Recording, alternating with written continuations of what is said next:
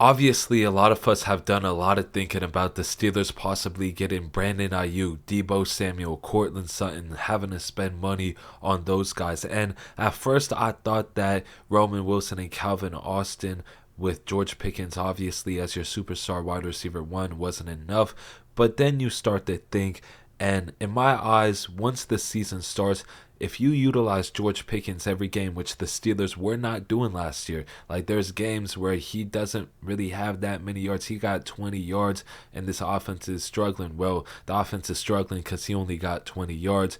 And games where, quite frankly, the Steelers didn't need him. Last game of the season versus the Ravens, he has 0 yards. He had 3 yards rushing, right? So if you're able to use him every week, and then you're still struggling when it comes to your passing game, okay, I get going out and getting Cortland Sutton, having to spend 16 mil a year on him. That makes sense. But right now, we're in a stage where you don't really know how good this offense can be when it utilizes the talent that it already has. And plus, Roman Wilson looks fantastic in practice. We've only heard good things coming out of camp about him. And then Calvin Austin, we've talked about him before. He wasn't really utilized. So, in my eyes, like George Pickens should at least have 1,500 yards this year.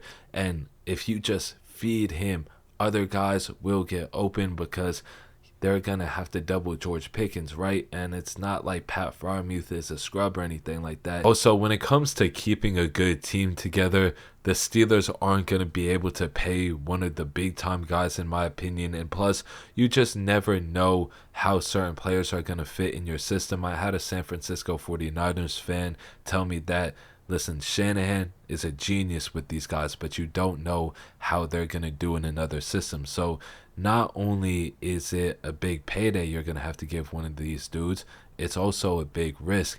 And if that doesn't pay out, well, you just had to let a lot of good players go, or some good players go. You're not going to be able to re-sign everybody because you decided to take a gamble on a player that you maybe didn't even need. But let me know what you guys think about George Pickens and the season that he's about to have coming up, and how this Steelers offense is going to look. Hopefully y'all enjoyed this video though. That is it from me on this one. Peace.